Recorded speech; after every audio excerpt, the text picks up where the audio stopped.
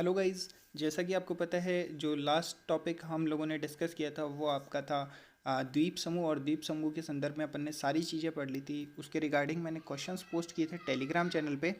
तो आज सबसे पहले अपन वो डिस्कस करते हैं। उसको डिस्कस करने से पहले अगर आप इस ग्रुप में अभी तक नहीं जुड़े हुए हैं तो जुड़ जाइए। लिंक आपको डिस्क्रिप्शन में देखने को मिल जाएगा। अदरवाइज डायरेक्ट आप टेलीग्राम चैनल पे प्राइम टाइम क्लासेस सर्च करेंगे तो आपको ये ऑफिशियल चैनल मिल जाएगा। देखिए, सबसे पहला क्वेश्चन जो मैंने पोस्ट किया था वो था अंडमान निकोबार की सबसे ऊंची चोटी कौन सी है। तो इसका मैंने करेक्ट आंसर आपको बता दिया था। सैडल पीक जो है इसकी अंडमान निकोबार की सबसे ऊंची चोटी है। बाकी माउंट थुलर और हैरियर जो है ये भी इसकी अंडमान निकोबार की है, लेकिन सबसे ऊंची की बात करें तो आपकी कौन सी है, सैडल पीक है। वहीं नेक्स्ट क्वेश्चन जो मैंने पोस्ट किया था वो था कि भारत की एकमात्र सक्रिय ज्वालामुखी। तो सक्रिय ज्वालामुखी कौन सी थी, आपकी बैरन ज्वालामुखी थी, सक्रिय ज्वालामुखी। अब आपको कमेंट बॉक्स में ये बताना है कि जो बैरन ज्वालामुखी है ये कहाँ पर स्थित है, क्योंकि मैंने इसकी लोकेशन आपको मानचित्र में भी बताने की कोशिश करी थी कि ये कहाँ पर है। तो आपको इसकी लोकेशन बतानी कि ये किस जगह पर लोकेटेड है, मतलब किस किस द्वीप के बीच में बस बैरन जल ये जो ज्वालामुखी आपकी वो है, स्थित है। नेक्स्ट आपका क्वेश्चन है डंकन जलसंधि किसके मध्य है। तो डंकन जलसंधि का मैंने आपको बताया था, ये आपके किसके मध्य है, दक्षिणी अंडमान और लिटिल अंडमान के बीच में जो है आपकी डंकन जलसंधि कहलाती है। वहीं नेक्स्ट आपका क्वेश्चन है अंडमान निकोबार को संज्ञा दी गई है, किसकी संज्ञा दी गई है, इसको दी गई है काले पानी की संज्ञा। ठीक है, तो ये याद रखना, काफ़ी इंपॉर्टेंट क्वेश्चन है। नेक्स्ट आपका क्वेश्चन है 9 डिग्री चैनल जो है वो किसके मध्य है या कहाँ पर स्थित है। ठीक है, तो आपको इसका करेक्ट आंसर है लक्षद्वीप और मिनिकॉय के मध्य जो है आपका ये 9 डिग्री चैनल स्थित है। तो ये तो हो गए कल वाले टॉपिक के क्वेश्चंस डिस्कस। अब अपन बात करते हैं आज के अपने टॉपिक पे। तो जैसा कि दोस्तों आपको पता है अपन लोग पढ़ रहे थे भारत के भौतिक प्रदेश, और भौतिक प्रदेश में अपन ने देखिए काफ़ी कुछ पढ़ लिया है। और देखिए सबसे पहले अपन ने हिमालय पर्वतमाला कंप्लीट कर लिया। उसके बाद में अपन ने गंगा ब्रह्मपुत्र का मैदान पूरा कंप्लीट कर लिया। उसके बाद में थर्ड टॉपिक अपन ने देखा था तटीय मैदान व द्वीप समूह, ये कंप्लीट टॉपिक हो चुका है। आज अपन बात करेंगे प्रायद्वीपीय पठारी भाग की।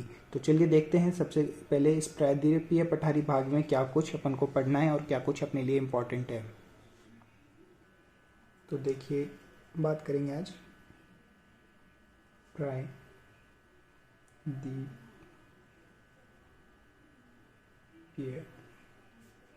पठारी भाग। सबसे पहले तो अपन को ये पता होना चाहिए ये प्रायद्वीपीय शब्द का क्या मतलब होता है। तो प्रायद्वीपीय शब्द का दोस्तों याद रखना, प्रायद्वीपीय का मतलब होता है वो भाग जो तीन तरफ से तो आपका जल से घिरा हो और एक तरफ से आपका स्थल हो। मतलब कि जैसे भारत का अगर नक्शे की बात करें, आपको देखिए मानचित्र में मैं दिखाने की कोशिश करता हूँ। अगर अपन भारत के मैप की बात करें तो ये भारत का मैप अपन ने देखा था। तो इसमें देखिए ये वाला जो एरिया है ये तीन तरफ से तो क्या पानी से घिरा हुआ है और एक तरफ से आपका क्या है, जमीन है या जो है भूमि से घिरा हुआ है। तो ये वाला जो क्षेत्र है, ये वाला क्षेत्र आपका कहलाता है प्रायद्वीप। प्रायद्वीप किसे कहते हैं, जो तीन तरफ से पानी से घिरा हो। वहीं अपन ने एक और इसका जस्ट ऑपोजिट देखा था कि तीन तरफ से तो आपका भूमि से घिरा हुआ और एक तरफ जल से, वो खाड़ी कहलाती है। तो ये डिफरेंस ध्यान रखना कि प्रायद्वीपीय और खाड़ी में क्या डिफरेंस होता है, काफ़ी इंपॉर्टेंट है। कॉन्सेप्ट पर्पज से आपसे कई बार ये सवाल निकल जाता है। वहीं अब बात करते हैं कि इसका निर्माण कब हुआ। तो कब हुआ की अगर बात करें तो इसका जो निर्माण है आर्कियन काल में हुआ। ये काल अपन सारे देख चुके थे पहले ही, फर्स्ट लेक्चर में ही अपन ने देख लिया था। तो वो अगर अभी तक आपने नहीं देखे हैं तो ज़रूर देख लीजिएगा। और वहीं अगर बात करें भारत के संदर्भ में तो भारत का जो प्रायद्वीपीय पठारी भाग है वो विश्व का सबसे प्राचीन पठारी भाग है। तो बात करें कि प्रायद्वीपीय पठारी भाग विश्व का सबसे प्राचीन पठारी भाग है।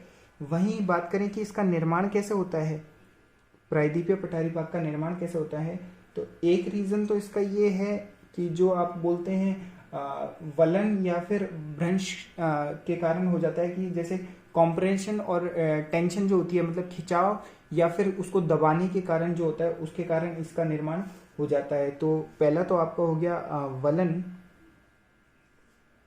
प्लस वाइब्रेशन के कारण, या इसको आप लिख लीजिए टेंशन, टेंशन मतलब खिंचाव और कंप्रेशन मतलब दबाना,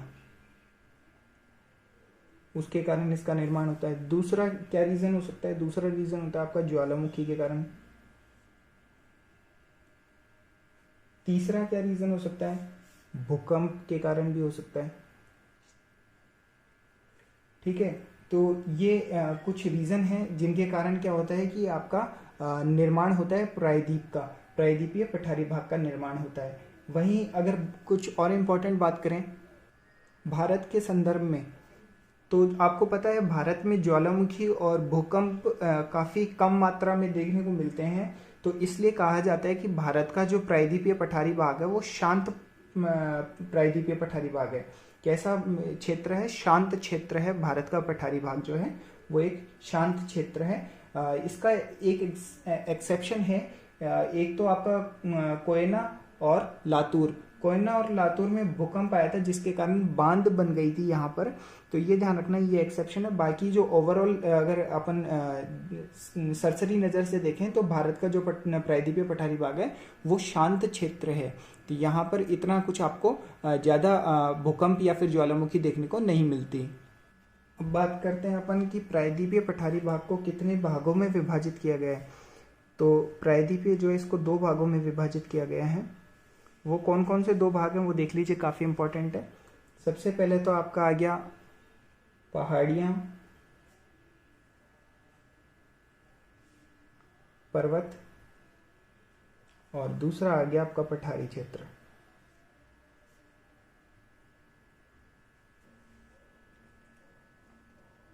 वहीं पहाड़ी और ये पर्वत जो है इसको आगे फिर 2 भागों में विभाजित किए गए। एक तो आपका हो गया कौन सा? पश्चिमी घाट, और दूसरा आपका हो गया पूर्वी घाट।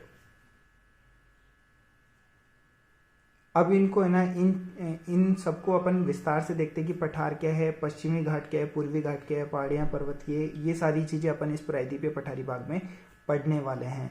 तो देखिए सबसे पहले अपन स्टार्ट करते हैं यहाँ पर जो पठार वाला टॉपिक है, सेकंड जो इसका डिवीजन है, यहाँ से इसको शुरू करते हैं। जैसा कि मैंने आपको फर्स्ट लेक्चर में भी कहा था कि अपन लगभग सारे टॉपिक जो है मानचित्र से करने की कोशिश करेंगे। तो चलिए इसको जो पठारी क्षेत्र है इसको मानचित्र में ही शुरू करते हैं और मानचित्र में ही देखते हैं कहाँ कुछ क्या इम्पोर्टेंट है इसमें। तो देखिए अगर सबसे पहले बात करें, इस वीडियो को लंबा ना खींचते हुए मैं कोशिश करता हूँ कि इसको एक बार मैं बना देता हूँ सारा, और फिर आपको एक नज़र में ही पूरा समझा देता हूँ, ताकि वो टाइम कंज्यूमिंग भी नहीं होगा और आपके लिए भी काफ़ी इजी हो जाएगा समझना। वरना मैं एक एक करके यहाँ पे बना के आपको समझाऊंगा तो उसमें टाइम भी लगेगा और आपका काफ़ी टाइम वेस्ट हो जाएगा। तो देखिए सब ये मैंने बनाया, इसको देखिए। ये जो राज्य है, ये राज्य आपको पता है गुजरात है, और गुजरात में अपन ने यहाँ पे काठियावाड़ का मैदान भी पढ़ा था। तो ये जो पठार है यहाँ पे आपको देखने को मिलता है, ये आपका है काठियावाड़ का पठार। इसको याद रखना, ये आपके लिए सिंपल हो जाएगा क्योंकि आपने पहले वाले लेक्चर में भी इस शब्द को सुना हुआ है।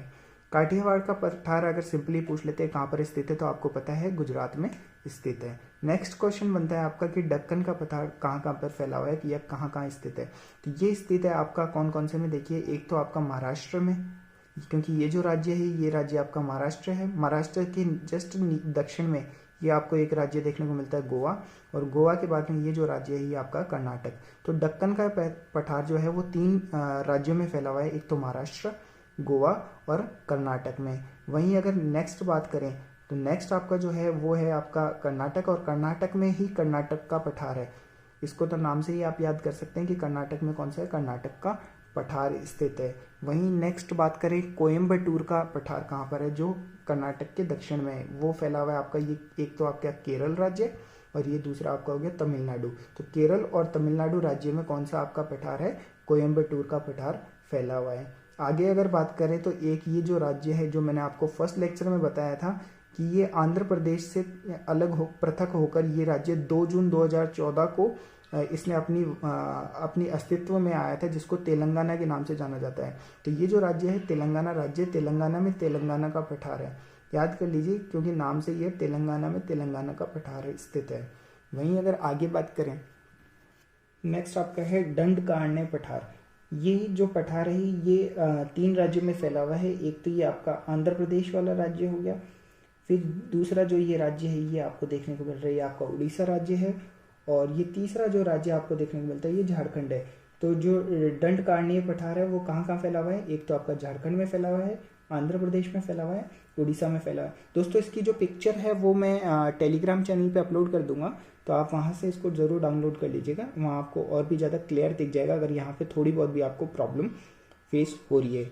नेक्स्ट जो आपका है वो देखिए वो कौन सा है, वो है विदर्भ का पठार। विदर्भ का पठार देखिए कौन सा है, ये वाला जो आपको देखने को मिल रहा है, देखिए विदर्भ का पठार, ये वाला विदर्भ का पठार है, और ये 2 राज्यों में फैला हुआ है। कौन कौन से 2 राज्य हैं, देखिए एक तो ये राज्य मैंने आपको अभी बताया, जस्ट अभी बताया, तो ये राज्य आपका जो है वो आपका है झारखंड, और झारखंड के देखिए ये वाला जो दूसरा राज्य है वो राज्य आपका छत्तीसगढ़। तो ये वाला राज्य कौन सा है, ये छत्तीसगढ़ है, और ये झारखंड, दोनों के मध्य कौन सा फैला हुआ है, विदर्भ का पठार। वहीं अगर अपन नेक्स्ट बात करें छोटा नागपुर का पठार, और छोटा नागपुर का पठार तो आपको पता है, लगभग लगभग सभी को पता है कि रांची में स्थित है, और रांची किसकी राजधानी है, वो आपकी झारखंड की राजधानी है। तो रांची में आपका कौन सा है, छोटा नागपुर का पठार। तो नेक्स्ट जो है वो है आपका छत्तीसगढ़ का पठार, और छत्तीसगढ़ का कहाँ पर है, छत्तीसगढ़ में ही स्थित होगा, लेकिन इसको क्या है कि थोड़ा सा गलत बना दिया गया है, तो इसको छत्तीसगढ़ को आप यहाँ बना लीजिएगा। जो छत्तीसगढ़ का पठार है ये गलत बनाया हुआ है, ये यहाँ नहीं है, ये यहाँ पर है। छत्तीसगढ़ का पठार जो आपका वो यहाँ पर स्थित है, इसको यहाँ कर लीजिए, ठीक है। छत्तीसगढ़ का पठार कहाँ पर है, यहाँ पर स्थित है, इसको क्रॉस कर दीजिए। नेक्स्ट जो है वो मेघालय का पठार है और या शिलोंग का पठार है। तो जो ये शिलोंग और मेघालय का पठार स्थित है वो अपने स्टेट मतलब मेघालय में स्थित है। तो देखिए ये ज़्यादा कुछ हार्ड नहीं है, आप इसको एक बार सरसरी नज़र से देखेंगे तो आपको समझ में आ जाएगा। सिर्फ एक करेक्शन है, वो याद रख लीजिएगा कि जो छत्तीसगढ़ का पठार है वो छत्तीसगढ़ में, ये मैंने गलती से यहाँ बना दिया था, इसको क्रॉस कर दीजिए। छत्तीसगढ़ का पठार छत्तीसगढ़ में। एक बार मैं क्विक रिवीजन आपको करा देता हूँ। सबसे पहला जो अपन ने पढ़ा काठियावाड़ गुजरात में, दक्कन का पठार 3 राज्यों में महाराष्ट्र, गोवा और कर्नाटक, कर्नाटक में है कर्नाटक का पठार। वहीं कोयम्बटूर का पठार केरल और तमिलनाडु में है। तेलंगाना का पठार तेलंगाना में है। दंडकारण्य जो पठार है वो अपन ने 3 राज्यों में देखा था, झारखंड, उड़ीसा और आंध्र प्रदेश में। वहीं छत्तीसगढ़ का छत्तीसगढ़ में है। उसके बाद में विदर्भ का देखा था अपन ने छत्तीसगढ़ और झारखंड में। छोटा नागपुर का झारखंड में, रांची में स्थित है। शिलोंग का या मेघालय का पठार मेघालय में स्थित है। तो ये कुछ पठार, इंपॉर्टेंट पठार थे जो मैंने आपको बहुत जल्दी करवाए हैं ताकि आपका टाइम वेस्ट नहीं हो, और इसकी जो फोटो है वो मैं आपको अपलोड कर दूंगा टेलीग्राम चैनल पे। तो ये जो है आपका पठारी भाग है वो बहुत ही शॉर्ट स्वीट तरीके से आपका जल्दी कंप्लीट हुआ है। नेक्स्ट अपन देखते हैं इसमें आगे क्या कुछ है। तो ये वाला आपका टॉपिक क्लियर हो गया। अब अपन नेक्स्ट बात करते हैं पहाड़ियाँ या फिर पर्वत जो भारत में स्थित हैं और प्रायद्वीपीय पठारी भाग के टॉपिक्स हैं। जिस तरीके से अपन ने पठारी भाग देखा, पठार देखे भारत के, उसी तरीके से अपन सबसे पहले बात कर लेते हैं भारत के जो जितने भी पर्वत हैं वो भी मानचित्र से देखने की कोशिश करते हैं, क्योंकि ये काफ़ी इंपॉर्टेंट है। तो इसकी लोकेशन हर एक की आपको मानचित्र में पता होनी चाहिए। तो देखिए अपन बात कर रहे हैं अभी सबसे पहले पर्वत की, और पर्वत भी कौन से, प्रायद्वीपीय भारत के पर्वत, ठीक है। तो सबसे पहले देखिए, इसको स्टार्ट करने के लिए सबसे पहले आप देख लीजिए, यहाँ पे एक पर्वतमाला आपको देखने को मिलती है जिसका नाम है अरावली पर्वतमाला। अरावली पर्वतमाला के संदर्भ में कहा जाता है कि ये सबसे प्राचीन पर्वतमाला है, विश्व की सबसे प्राचीन पर्वतमाला है, और इसका नाम है अरावली, ठीक है। अरावली पर्वतमाला जो है विश्व की सबसे प्राचीन पर्वतमाला है, और ये कहाँ पर स्थित है, ये राजस्थान में स्थित है। दोस्तों अगर आप इसकी विस्तृत जानकारी चाहते हैं तो मैंने राजस्थान ज्योग्राफी के जो लेक्चर्स इसमें डाल रखे हैं प्लेलिस्ट में, आप वहाँ पे जाके इसका टॉपिक देख सकते हैं। कंप्लीट मैंने एक लेक्चर अरावली पर्वतमाला पे ही लिया है और उसको पूरी एक्सप्लेन किया है कि किस तरीके से इसका ये बनी और कहाँ कहाँ कितनी कितनी फैली हुई है। तो वो लेक्चर आप देख सकते हैं, या फिर उसका लिंक जो है डिस्क्रिप्शन में दे दूंगा, या फिर ऊपर आई बटन में आप इसको देख सकते हैं अरावली पर्वतमाला को, ठीक है। नेक्स्ट अपन बात करते हैं कुछ और यहाँ पर पहाड़ियाँ देखने को मिलती हैं। तो ये जो राज्य आप देख रहे हैं, ये आपको पता है, ये बीच वाला जो राज्य है ये मध्य प्रदेश के नाम से जाना जाता है। और मध्य प्रदेश में एक यहाँ पर एक पहाड़ी स्थित है जिसका नाम है, आपको मैं बता दूं, भानेर की पहाड़ी। भानेर की पहाड़ी कहाँ पर स्थित है, आपके मध्य प्रदेश में स्थित है। वहीं मध्य प्रदेश में एक और पहाड़ी स्थित है जिसका नाम है, आपको बता दूं, कैमूर की पहाड़ी। कैमूर की पहाड़ी भी कहाँ पर स्थित है? आपकी मध्य प्रदेश में स्थित है। वहीं नेक्स्ट जो राज्य है, ये राज्य आपको पता है कौन सा? छत्तीसगढ़। और ये वाला कौन सा? झारखंड। छत्तीसगढ़ और झारखंड दोनों के मध्य एक पहाड़ी है जिसका नाम है पारसनाथ की पहाड़ी। क्या नाम है? पारसनाथ की पहाड़ी। ठीक है, पारसनाथ की पहाड़ी आपने देख ली।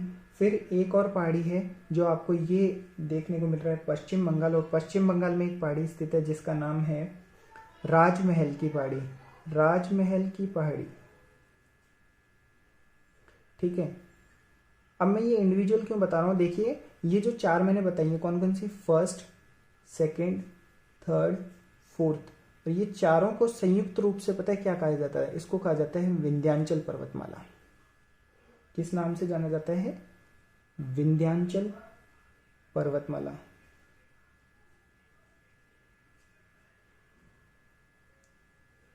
काफी इंपॉर्टेंट है।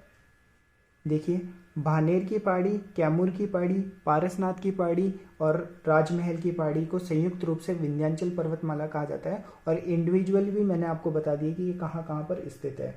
वहीं एक चीज़ याद रखना कि ये यहाँ, इसका मैं विस्तार आपको बाद में बताऊंगा। नर्मदा नदी भी आपकी इस तरीके से बहती है, इसकी एक बार लोकेशन याद रख लीजिएगा। बाकी अपन जब नर्मदा नदी पढ़ेंगे तो वो मैं आपको विस्तृत रूप से जानकारी दूंगा। तो आप एक बार देख लीजिए कि मध्य प्रदेश, झारखंड, इस तरीके से होती हुई ये नदी गुजरात तक बहती है। तो देखिए, दो तो अपन ने देख ली पर्वतमाला। एक तो अपन ने देख ली कौन सी? अरावली पर्वतमाला। दूसरी अपन ने देखी कौन सी? विंध्याचल पर्वतमाला। अब अपन तीसरी देखते हैं, सतपुड़ा पर्वतमाला। तो ये जो राज्य है ये आपको पता है महाराष्ट्र, और महाराष्ट्र में एक पहाड़ी देखने को मिलती है जिसका नाम है राजपीपला की पहाड़ी। राजपीपला की पहाड़ी। किस नाम से? राजपीपला की पहाड़ी। कहाँ पर है? महाराष्ट्र में। वहीं मध्य प्रदेश में जो नर्मदा नदी है उसके दक्षिण में एक पहाड़ी आपको देखने को मिलती है जिसका नाम है महादेव की पहाड़ी। ये कहाँ पर स्थित है? महादेव की पहाड़ी, ये मध्य प्रदेश में स्थित है। नेक्स्ट जो पहाड़ी है वो भी दक्षिण में है और मध्य प्रदेश में स्थित है, इसका नाम है मैकाल की पहाड़ी। तो दोस्तों ये याद रखना, मैकाल की पहाड़ी, राजपीपला की पहाड़ी, महादेव की पहाड़ी और मैकाल की पहाड़ी। इसको मैं इसको स्मॉल लेटर में लिख देता हूँ, ए, बी और ये सी। ये तीनों मिला के क्या कहलाती हैं? आपकी सतपुड़ा पर्वतमाला। क्या कहलाती है? सतपुड़ा पर्वतमाला। पर्वतमाला, इसको अपन ने सी दे दिया।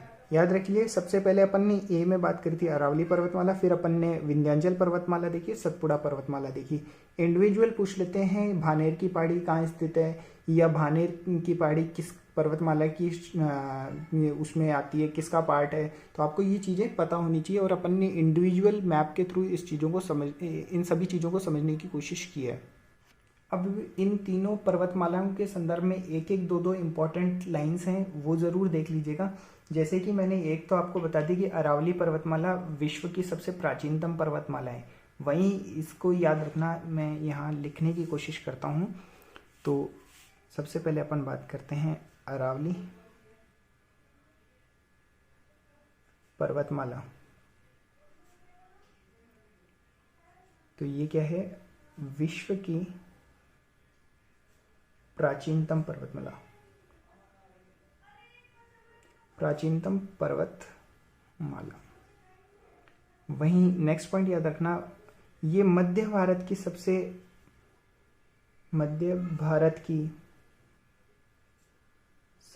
ऊंची पर्वतमाला है। ठीक है, मध्य भारत की सबसे ऊंची पर्वतमाला है। वहीं नेक्स्ट इसके संदर्भ में याद रखना कि जो अरावली पर्वतमाला है इसी की एक चोटी है जिसका नाम है गुरु शिखर।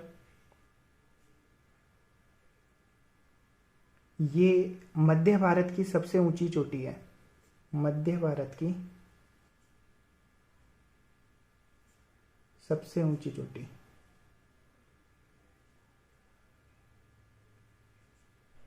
तो ये चीज़ याद रखना, मध्य भारत की सबसे ऊंची चोटी कौन सी? गुरु शिखर। और गुरु शिखर स्थित कहाँ है? अरावली पर्वतमाला में। ठीक है। और अरावली पर्वतमाला विश्व की सबसे प्राचीन पर्वतमाला है और मध्य भारत की सबसे ऊंची पर्वतमाला है। वहीं अब अगर बात करें विंध्याचल की, विंध्याचल पर्वतमाला की,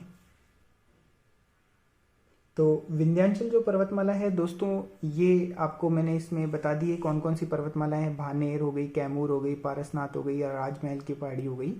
तो इनको अपन ने देख लिया कि ये कहाँ कहाँ स्थित है। तो इसके एक तो अपन को चारों पांचों पता होनी चाहिए कहाँ कहाँ है। फिर बात करें सबसे ऊंची चोटी विंध्याचल पर्वतमाला की कौन सी है, तो वो है आपकी खुद विंध्याचल की पहाड़ी। और ये भी आपको बता दूं मध्य प्रदेश और ये आपका जो छत्तीसगढ़ झारखंड वाला एरिया है यहीं पर फैली हुई है। तो ये कहाँ कौन सी ऊंची चोटी है विंध्याचल पर्वतमाला की? विंध्याचल स्वयं अपने आप में ऊंची चोटी है। नेक्स्ट अपन बात कर रहे हैं सतपुड़ा, जो अपन मानचित्र में देख चुके हैं, सतपुड़ा पर्वतमाला। तो सतपुड़ा पर्वतमाला के बारे में अपन ने ये भी देख लिया कि इसके अंदर कौन कौन सी आती है। एक तो राजपीपला आती है, महादेव आती है और मैकाल आती है। ठीक है, तीनों की तीनों किस में आती हैं? आपके सतपुड़ा में आती हैं। वहीं इसके संदर्भ में याद रखना, इसकी जो सबसे ऊंची चोटी है, सबसे ऊंची चोटी वो आपकी है अमरकंटक। और ये अमरकंटक आपकी स्थित कहाँ पर है? तो ये आपकी स्थित है दोस्तों महादेव की पहाड़ी पे।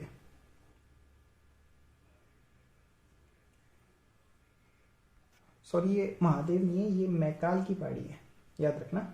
मैकाल की पहाड़ी पर आपकी अमरकंटक स्थित है और अमरकंटक सतपुड़ा की सबसे ऊंची चोटी है। तो ये काफ़ी इंपॉर्टेंट है, इसको याद रख लीजिएगा। तो ये अमरकंटक याद रख मैकाल याद रख लीजिएगा, महादेव नहीं है। महादेव के बारे में आप याद कर लीजिएगा एक चीज, महादेव की जो पहाड़ी है जो आपके मध्य प्रदेश में है, यहाँ पर है क्या है? पंचमढ़ी पर्यटक स्थल। तो पंचमढ़ी पर्यटक स्थल जो है आपका कहाँ स्थित है? वो महादेव की पहाड़ी पर स्थित है, मध्य प्रदेश में। और अगर थोड़ा और विस्तृत पूछ ले कि पंचमढ़ी जो है पर्यटक स्थल महादेव की पहाड़ी पे कहाँ स्थित है, तो याद रखना धूपगढ़ पे। धूपगढ़ पे कहाँ स्थित है? धूपगढ़ पर स्थित है। तो ये देखिए, अपन ने सबसे पहले इसमें बात करी थी प्रायद्वीपीय पठार में अपन ने पहाड़ियाँ और पर्वत के बारे में इसका विभाजन किया था और पठार में विभाजित किया था। तो पठार वाला क्षेत्र अपन ने कंप्लीट कर लिया। पहाड़ी और पर्वत के बारे में अपन पढ़ चुके। अब अपन बात करते हैं सबसे पहले पश्चिमी घाट, फिर उसके बाद में अपन बात करेंगे पूर्वी घाट के बारे में। तो सबसे पहले देखते हैं पश्चिमी घाट। तो ये जो पश्चिमी घाट है इसको अपन सबसे पहले मानचित्र में देखने की कोशिश करते हैं और मानचित्र में कंप्लीट करने की कोशिश करते हैं। तो देखिए, जो पश्चिमी घाट है, जैसे आपको पता है, मैं पहले भी आपको समझा चुका था, ये वाला जो क्षेत्र कहलाता है ये आपको पूर्वी घाट, ये आपका पश्चिमी घाट। देखिए, सबसे पहले अपन पश्चिमी घाट पे कॉन्सेंट्रेट करते हैं। जो ये पहला राज्य अपन को देखने को मिल रहा है, ये राज्य आपको पता है गुजरात राज्य है। और गुजरात राज्य में 3 पहाड़ियाँ याद रखना। एक तो मांडवी की पहाड़ी, ये कौन सी आपकी? मांडवी की पहाड़ी। दूसरी आपकी है बारदा की पहाड़ी। बारदा की पहाड़ी के बाद में तीसरी आपकी गिरी की पहाड़ी। मांडवी, बारदा और गिरी, ये तीनों पहाड़ियाँ आपकी कहाँ पर है? गुजरात में स्थित है। वहीं अपन ने अभी नर्मदा नदी देखी थी कि नर्मदा नदी अपना पानी कहाँ, या खंबात की खाड़ी में आके जो नीचे है अरब सागर, यहाँ पर अपना पानी गिराती है। वहीं नर्मदा नदी के दक्षिण में एक नदी और है, ताप्ती नदी, वो भी अपना पानी खंबात की खाड़ी के पास में आके अपना पानी कहाँ गिराती है? अरब सागर में गिराती है। तो ताप्ती नदी से लेकर नीलगिरी की पहाड़ी जो केरल और कहाँ पर आपके तमिलनाडु में स्थित है, यहाँ तक एक पर्वतमाला देखने को मिलती है। ये देखिए, ये जो पर्वतमाला देखने को मिल रही है इसका नाम है सिहाद्री पर्वतमाला। सिहाद्री पर्वतमाला, कौन सी पर्वतमाला है? सिहाद्री पर्वतमाला। तो ये सिहाद्री जो पर्वतमाला है इसके बारे में देखिए, इसकी जो ये राज्य है, एक राज्य आपको महाराष्ट्र देखने को मिल रहा है। यहाँ पर 2 पहाड़ी हैं, कालसूबाई और महाबलेश्वर, ये दोनों किसके पार्ट है? सह्याद्री पर्वतमाला की पार्ट है। कालसूबाई और महाबलेश्वर दोनों कहाँ स्थित हैं आपके? ये आपके महाराष्ट्र में स्थित है। और मोस्ट इम्पॉर्टेंट ये पहाड़ियाँ हैं क्योंकि यहाँ से कई नदियाँ निकलती हैं, वो भी अपन जब नदियों वाला टॉपिक पढ़ेंगे तो उसमें देखेंगे। वहीं सह्याद्री पर्वतमाला के संदर्भ में एक चीज़ याद रखना कि ये हिमालय पर्वतमाला के बाद में दूसरी सबसे बड़ी पर्वतमाला है जो लगभग 1500 किलोमीटर तक फैली हुई है। कहाँ से कहाँ तक है? ताप्ती नदी से लेकर नीलगिरी की पहाड़ियों तक। और नीलगिरी की पहाड़ियाँ आपको कहाँ देखने को मिलती हैं? केरल और तमिलनाडु में देखने को मिलती हैं। सह्याद्री के बारे में अपन ने एक चीज़ देखी कि कालसूबाई और महाबलेश्वर जो महाराष्ट्र में स्थित है वो किसका पार्ट है? वो आपका सह्याद्री पर्वतमाला का पार्ट है। वहीं नेक्स्ट देखिएगा, जो नेक्स्ट कर्नाटक राज्य है, कर्नाटक राज्य में ब्रह्मगिरी और ये जो नेक्स्ट पहाड़ी देखने को मिल रही है बादम पहाड़ी, तो ब्रह्मगिरी और बादम पहाड़ी दोनों कहाँ स्थित हैं? कर्नाटक में स्थित हैं। और एक और पहाड़ी है जिसका नाम है, ये देखिए छोटी सी जो पहाड़ी है, पुष्पगिरी नाम है इसका, पुष्पगिरी। ये तीनों पहाड़ी और इसके बादमगिरी के दक्षिण में एक और पहाड़ी जो है उसका नाम है, देखिए कुदेमुख की पहाड़ी, पुष्पगिरी, ब्रह्मगिरी और ये जो बादम पहाड़ी है, ये चारों जो है ये किसका पार्ट है? ये सह्याद्री पर्वतमाला का पार्ट है। याद रख लीजिएगा। कहाँ स्थित है? कर्नाटक राज्य में स्थित है। इसका जो मैप का जो स्क्रीनशॉट है, फोटो है, वो मैं टेलीग्राम चैनल पे अपलोड कर दूंगा, आप जुड़ जाइए वहाँ पे, ठीक है। नेक्स्ट जो राज्य है केरल राज्य। केरल राज्य में एक तो अपन ने देख ली नीलगिरी की पहाड़ी, ये जो पहाड़ी है ये नीलगिरी की पहाड़ी है, केरल और तमिलनाडु में फैली हुई है। केरल में ही नीलगिरी के दक्षिण में एक पहाड़ी आपको देखने को मिलती है जिसको अपन इलायची की पहाड़ी के नाम से जानते हैं। और इलायची की पहाड़ी जो है, इसी पहाड़ी को कार्डोडम की पहाड़ी के नाम से भी जाना जाता है। इलायची की पहाड़ी, कार्डोडम की पहाड़ी, इसको अभी विस्तृत रूप से अपन लिख के समझने की भी कोशिश करेंगे। तो ये देखिए, ये अपन ने पश्चिम का जितना भी है वो पूरा देख लिया है। पश्चिम में देख लिया सह्याद्री पर्वतमाला, नीलगिरी की पहाड़ी, उसके बाद में अपन ने ये देख लिया है कि ये इलायची जो पहाड़ी है वो इसकी अंतिम पहाड़ी है। किसकी अंतिम पहाड़ी है? अगर बात करें पश्चिमी घाट की, ठीक है। वहीं अगर आप बात करें अपन पूर्वी घाट में, तो देखिए पश्चिम में अपन ने कंप्लीट देख लिया, पश्चिम के बाद में पूर्व में देख लेते हैं, इसी सीक्वेंस में चलते हैं। देखिए इलायची की पहाड़ी तक अपन ने देख लिया था। इलायची की पहाड़ी के अगर दक्षिण में बात करें तो ये जो तमिलनाडु राज्य है, तमिलनाडु राज्य में एक पहाड़ी देखने को मिलती है, इसका नाम है नार कोयली की पहाड़ी। नार कोयली की पहाड़ी ये कहाँ है? तमिलनाडु में है। और ये ध्यान रखना, भारत की सबसे दक्षिण पहाड़ी जो है वो आपकी नार कोयली की पहाड़ी है। नेक्स्ट जो है ये तमिलनाडु राज्य में ही है पंचमलाई। फिर तमिलनाडु राज्य में शेवराय पहाड़ी है। जावेद की जो पहाड़ी है वो भी आपकी तमिलनाडु में है। और तमिलनाडु में एक पहाड़ी और है पालनी की पहाड़ी जो है वो भी आपकी कहाँ है? तमिलनाडु में ही है। वहीं अगर नेक्स्ट बात करें ऊपर की तरफ जाते हैं तो आंध्र प्रदेश देखने को मिलता है। और आंध्र प्रदेश में देखिए तीन पहाड़ियाँ हैं। पहली जो है पालकोड़ा पहाड़ी है, नल्लामलाई पहाड़ी जो है वो भी आपकी यहाँ आंध्र प्रदेश में ही देखने को मिलती है। वहीं एक और है जिंदा गदा जो भी आंध्र प्रदेश में है और विशाखापट्टनम में स्थित है। वहीं अगर ऊपर की तरफ बात करें तो उड़ीसा में तो जो उड़ीसा में है, एक तो आपकी नीमगिरी है, ये नीलगिरी थी और यहाँ पर नीमगिरी है। और दूसरी जो है महेंद्रगिरी, ये दोनों आपकी कहाँ पर स्थित है? ये आपका स्थित है उड़ीसा राज्य में।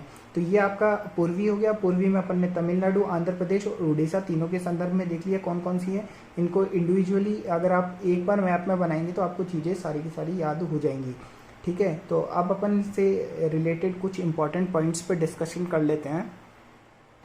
तो सबसे पहले बात करते हैं अपन, देखिए जो अपन ने पश्चिमी घाट में देखी थी नीलगिरी की पहाड़ी। नीलगिरी से पहले अपन बात कर लेते हैं सह्याद्री पर्वतमाला। सह्याद्री पर्वतमाला के बारे में दोस्तों मैंने आपको बताया, ये हिमालय के बाद दूसरी सबसे लंबी पर्वतमाला है।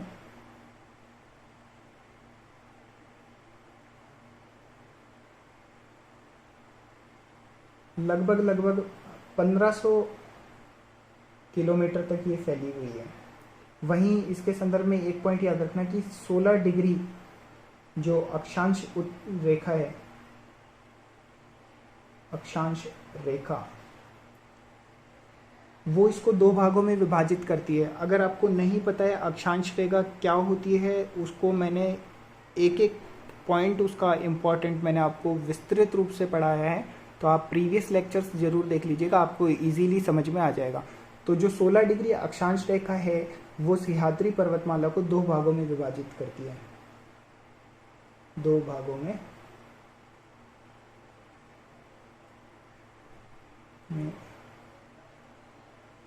पाती है। ठीक है, तो ये काफी इंपॉर्टेंट पॉइंट है। वहीं नेक्स्ट देखते हैं नीलगिरी की पहाड़ी।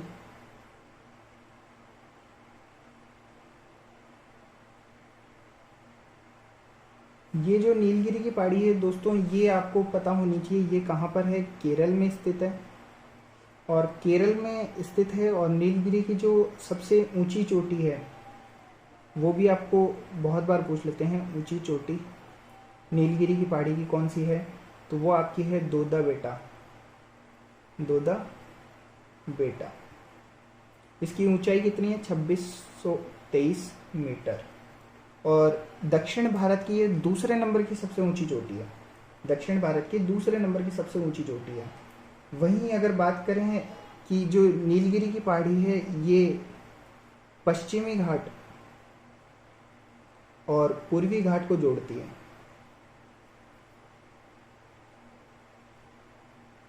घाट को जोड़ती है।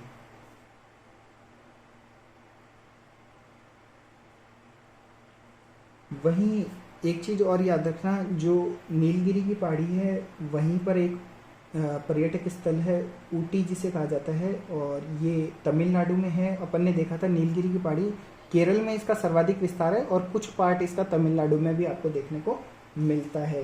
वहीं अगर अपन नेक्स्ट बात करें कि दक्षिण भारत की सबसे ऊंची चोटी क्या है, तो दक्षिण भारत की याद रखना, भारत की ऊंची चोटी कौन सी है, तो दक्षिण भारत की जो सबसे ऊंची चोटी है दोस्तों वो है अन्नामलाई, अन्नामलाई। ठीक है, अन्नामलाई की जो पहाड़ी है वहां पर स्थित है, जिसका नाम है अनाई मुदी। अनाई मुदी दक्षिण भारत की सबसे ऊंची चोटी है, और वो किसका पार्ट है, अन्नामलाई की पहाड़ी, जो स्थित कहाँ पर है, केरल प्लस तमिलनाडु में। ये लगभग नीलगिरी की पहाड़ी के आसपास ही है, और उससे थोड़ा सा ये देख लीजिए दक्षिण पूर्व की ओर है, थोड़ा सा पूर्व के आसपास आपको देखने को मिलेगी। तो केरल और तमिलनाडु में स्थित है अन्नामलाई की पहाड़ी, उसमें एक छोटी सी जो ऊंची चोटी है वो है अन्नामुदी, जिसका नाम है दक्षिण अन्नामुदी जो है दक्षिण भारत की सबसे ऊंची चोटी है। तो ये देखिए, ये कुछ इम्पॉर्टेंट पॉइंट्स थे आपके जो आज वाला अपन ने टॉपिक देखा है उसके संदर्भ में। प्रायद्वीपीय भारत का जो पठारी भाग है वो लगभग आपका कंप्लीट हो चुका है। तो आज का वीडियो यहीं पर क्लोज करेंगे। उससे पहले मैं रिक्वेस्ट करना चाहूँगा, जो भी स्टूडेंट इस चैनल पे नया है वो चैनल को सब्सक्राइब कर लीजिए, और अगर आपने सब्सक्राइब कर रखा है तो बेल आइकन ज़रूर दबा दीजिए, और साथ ही टेलीग्राम चैनल पे ज़रूर जुड़ जाएगा, लिंक आपको डिस्क्रिप्शन में देखने को मिल जाएगा, ताकि टाइम टू टाइम अपडेट्स आपको मिलती रहे।